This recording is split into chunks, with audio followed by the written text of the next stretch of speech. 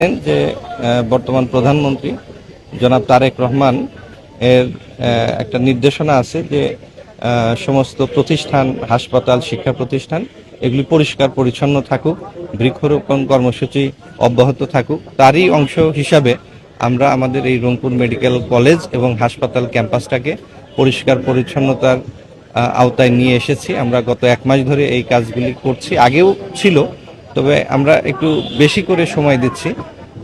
আপনি জানেন যে সামনে ডেঙ্গুর একটা প্রকোপ হতে পারে, তো সেই কারণেও একটা ক্যাম্পাস পরিষ্কার পরিচ্ছন্ন রাখা, জলাবদ্ধতা নিরসন করা, এগুলির ব্যাপারগুলি ছিল। আমরা গত শনিবারে, এই সপ্তাহেরই গত শনিবারে আমরা এটার উপরে একটা কর্মসূচি করেছি মাননীয় পরিচালক মহোদয় রংপুর মেডিকেল কলেজ হাসপাতালে, ওনার উদ্যোগে।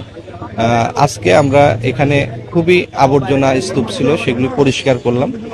এখানে সর্বস্তরের চিকিৎসক, শিক্ষক, ছাত্রছাত্রী, নার্সেস কর্মকর্তা এবং আমাদের কর্মচারী বৃন্দ সবাইকে নিয়ে আমরা এই পরিষ্কার পরিচ্ছন্নতা কর্মসূচি পালন করছি। একটি হসপিটালকে রোগী বান্ধব করার জন্য প্রয়োজন হলো পরিবেশ উন্নয়ন।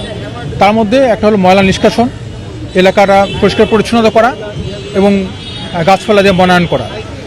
তো আপনারা জানেন যে আমাদের এখানে যে জনবল আছে সেটা প্রয়োজনের তুলনায় অনেক স্বল্প, কম। তারপর এই স্বল্প জনবল দিয়ে আমরা চেষ্টা করে যাই পরিষ্কার পরিচ্ছন্ন করা, কিন্তু সেটা বেশ কষ্টসাধ্য হয়ে যাচ্ছে। সেজন্যই আজকে মেনলি প্রিন্সিপালের উদ্যোগেই, রংপুর মেডিকেল কলেজ প্রিন্সিপাল উদ্যোগেই আসলে এই উদ্যোগটা নেওয়া, এবং আমাদের সহযোগিতা করেছে গণপূর্ত মন্ত্রণালয়, গণপূর্ত বিভাগ। তো ওনাদের সহযোগিতায় আমাদের আজকে এই বৃক্ষরোপণ এবং এলাকা পরিষ্কার পরিচ্ছন্নতার একটি চলমান উদ্যোগের একটি অংশ। প্রতি শনিবারে আমরা আসলে পরিষ্কার পরিচ্ছন্নতার ব্যবস্থা করি, কিন্তু যেহেতু জনবলের স্বল্পতা থাকে, এই জন্য আমরা যেভাবে করা উচিত, যেভাবে থাকা উচিত, সেই পরিবেশ বান্ধব আমাদের করা কঠিন বা কষ্টসাধ্য হয়ে যাচ্ছে। তো এর সাথে সাথে জনগণের উচিত, যেহেতু হসপিটালটা জনগণের জন্যই এবং রোগীদের জন্যই, তো রোগীদের সাথে যারা আসেন, যারা রোগীদেরকে নিয়ে আসেন, রোগীদের সাথে থাকেন, তাদেরকেও আমি অনুরোধ করব যে তারাও যাতে এই সচেতনতার সাথে, এই কাজের সাথে একত্রবদ্ধ হন।